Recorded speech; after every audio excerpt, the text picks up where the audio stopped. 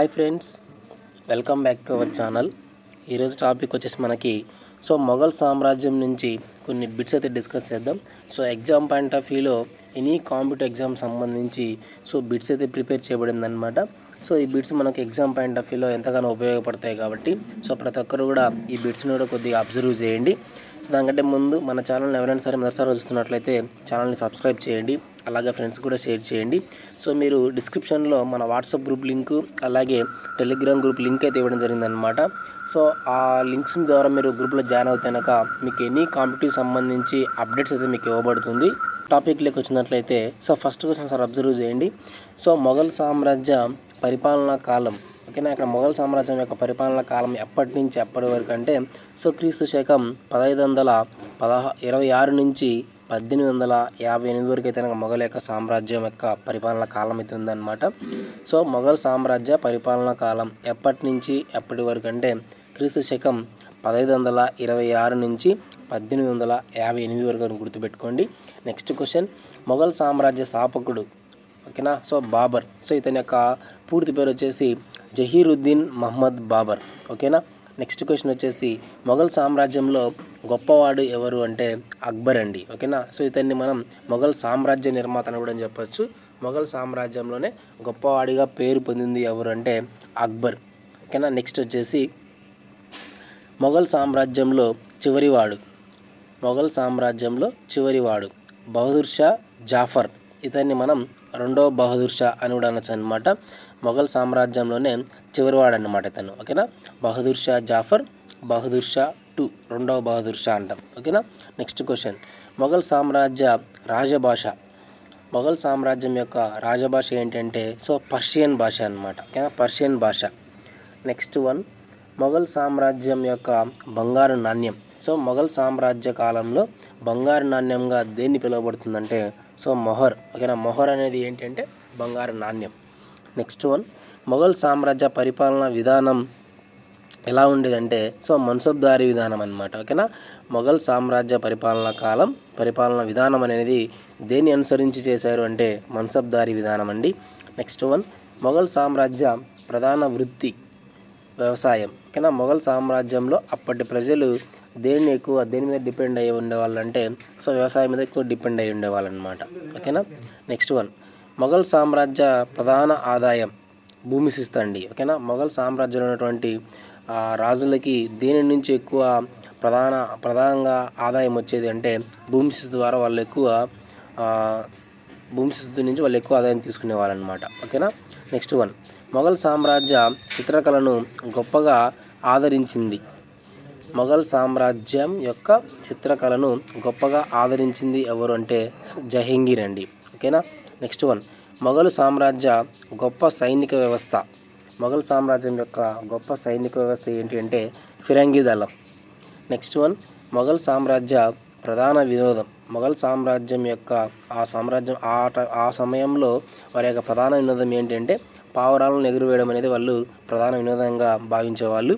Next one, Mughal సామ్రాజ్య కాగిత పరిశ్రమ.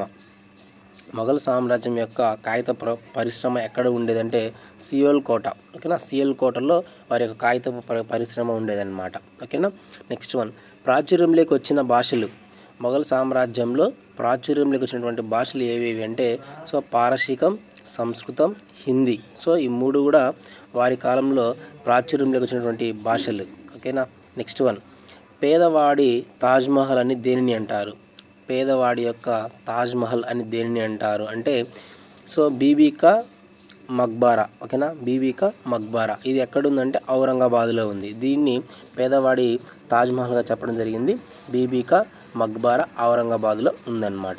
నెక్స్ట్ వన్, వాస్తు నిర్మాణ శైలి, ఓకేనా. మొఘల్ సామ్రాజ్యంలో వారు ఏ శైలిని ఫాలో అయ్యారు అంటే ఇండో ఇస్లామిక్ శైలి, ఓకేనా. నెక్స్ట్ వన్, బాబర్ చేసిన యుద్ధాలు చాలా ఇంపార్టెంట్ అండి ఇవి. మనకి ఎగ్జామ్ పాయింట్ ఆఫ్ వ్యూలో మ్యాచ్ ద ఫాలోయింగ్లో భాగంగా వచ్చేటువంటి బిట్ ఇది, ఓకేనా. బాబర్ చేసిన యుద్ధాలు ఏంటి అంటే ఫస్ట్ యుద్ధం వచ్చేసి మొదటి పానిపట్టు యుద్ధం, కాన్వాయ్ యుద్ధం, చందేరి యుద్ధం, గోగ్రా యుద్ధం, ఓకేనా. ఇది ఇయర్స్ కూడా గుర్తుపెట్టుకోండి, ఓకేనా. 1 by 1 గుర్తుపెట్టుకోండి. 1526, 1527, 1528, 1529. ఇవి బాబర్ చేసినటువంటి యుద్ధాలండి. మొదటి పానిపట్టు యుద్ధం, ఖాన్వా యుద్ధం, చందేరి యుద్ధం, గోగ్రా యుద్ధం. ఓకేనా. నెక్స్ట్ వన్, మామిడి పండును దేశంలోని ఉత్తమమైన పండుగ అభివర్ణించిన మొఘల్ చక్రవర్తి ఎవరు? మామిడి పండును దేశంలోని ఉత్తమమైన పండుగ అభివర్ణించిన మొఘల్ చక్రవర్తి ఎవరంటే బాబర్ అండి. అంటే బాబర్కి మన దేశంలో మామిడి పండు అంటే చాలా ఇష్టమని అతని యొక్క స్వీయ చరిత్రలో భాగంగా రాయడం జరిగింది. హిందుస్థాన్ జనంతో నిండిన విశేషమైన ఉత్పత్తి కలిగిన చాలా విశాలమైన దేశంగా వర్ణించింది ఎవరు అంటే ఇది కూడా బాబర్ వర్ణించాడనమాట. సో బాబరు హిందుస్థాన్ జనంతో నిండిన విశేషమైన ఉత్పత్తి కలిగిన చాలా విశాలమైన దేశంగా మన భారతదేశాన్ని వర్ణించడం జరిగిందనమాట. నెక్స్ట్ వన్, సో హుమాయూన్ అనగా అర్థం. సో హుమాయూన్ అనేటువంటి పేరుకి అర్థం ఏంటంటే అదృష్టవంతుడు అనేటువంటి అర్థం అనమాట. ఓకేనా. నెక్స్ట్ వన్, సో హుమాయూన్ చేసినటువంటి యుద్ధాలండి. హుమాయూన్ చేసినటువంటి యుద్ధాలు ఏవేవి ఉన్నాయంటే సార్ అబ్జర్వ్ చేస్తే, సో కలంజర్ యుద్ధం, మాండసౌర్ యుద్ధం, చౌసా యుద్ధం, మచ్చివారా యుద్ధం, దౌరా యుద్ధం, చునార్ యుద్ధం, కనౌజ్ యుద్ధం, సరిహింద్ యుద్ధం. ఇవన్నీ కూడా మనకు హుమాయూన్ చేసినటువంటి యుద్ధాలండి. ఒకసారి అబ్జర్వ్ చేస్తే, సో కలంజర్ యుద్ధాన్ని 1531వ సంవత్సరంలో, మాండసౌర్ యుద్ధాన్ని 1535వ సంవత్సరంలో, చౌసా యుద్ధాన్ని 1539వ సంవత్సరంలో, మచ్చివారా యుద్ధాన్ని 1555వ సంవత్సరంలో, దౌరా యుద్ధాన్ని 1532వ సంవత్సరంలో, చునార్ యుద్ధాన్ని 1537వ సంవత్సరంలో, కనౌజ్ యుద్ధాన్ని 1540వ సంవత్సరంలో, సరిహింద్ యుద్ధాన్ని 1555వ సంవత్సరంలో. ఇవన్నీ కూడా మనకి హుమాయూన్ చేసినటువంటి యుద్ధాలండి. హుమాయూన్ ఎవరు అంటే బాబర్ యొక్క కొడుకు హుమాయూన్ అండి. ఓకేనా. నెక్స్ట్ వన్, షేర్షా ఏ వంశస్థుడు?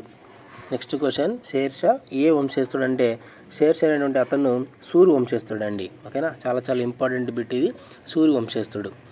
షేర్షా యొక్క అసలు పేరు వచ్చేసి ఫరీద్ ఖాన్. షేర్షా యొక్క అసలు పేరు ఫరీద్ ఖాన్. నెక్స్ట్ క్వశ్చన్, షేర్షా హిందువులపై విధించిన పన్ను ఏంటంటే జిజియా పన్ను.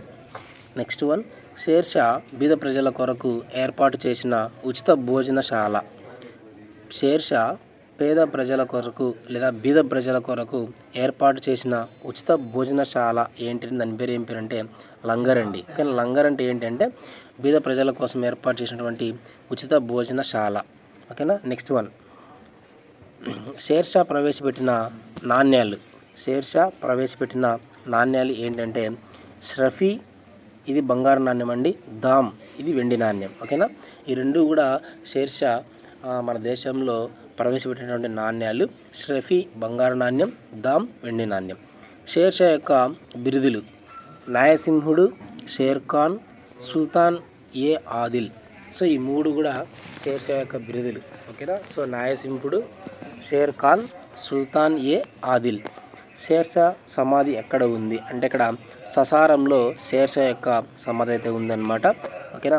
సో రాజ్య సంపద రైతు సంక్షేమం మీద ఆధారపడి ఉంటుందనే సత్యాన్ని గుర్తించిన మొదటి భారత ముస్లిం పాలకుడు ఎవరు? ఓకేనా. చూడండి జాగ్రత్తగా, రాజ్య సంపద రైతు సంక్షేమం మీద ఆధారపడి ఉంటుందని సత్యాన్ని గుర్తించిన మొదటి భారత ముస్లిం పాలకుడు ఎవరంటే షేర్షా అండి. ఓకేనా. షేర్షా మీద బిట్టు లేకుండా మనకు క్వశ్చన్ పేపర్ అయితే ఉండదన్నమాట. చాలా చాలా ఇంపార్టెంట్. ఓకేనా. నెక్స్ట్ వన్, ప్రజాభిప్రాయ ప్రకారం పాలనా వ్యవస్థను ఏర్పాటు చేసిన తొలి ముస్లిం పాలకుడు ఎవరు?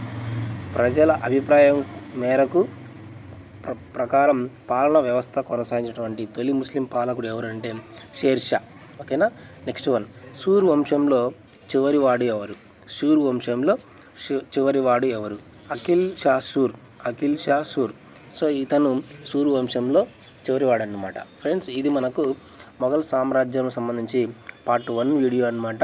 సో మ్యాక్సిమం పార్ట్ 1 వీడియోలో కొన్ని ఇంపార్టెంట్ బిట్స్ అయితే మీకు డిస్కస్ చేయడం జరిగిందనమాట. సో ఇంకా అలాగే మనకు మొఘల్ సామ్రాజ్యం సంబంధించి పార్ట్ 2 వీడియో, పార్ట్ 3 వీడియో కూడా మీకు ఎక్స్ప్లెయిన్ చేయడం జరుగుతుందన్నమాట. సో ఈ పీడిఎఫ్స్ మీకు మన వాట్సాప్ గ్రూప్ లింకులో మా వాట్సాప్ గ్రూప్లో అయితే మీకు షేర్ చేయబడుతుంది అనమాట. సో ప్రతి ఒక్కరు కూడా ఛానల్ని సబ్స్క్రైబ్ చేయండి, ఫ్రెండ్స్ కూడా షేర్ చేయండి. Thank you for watching.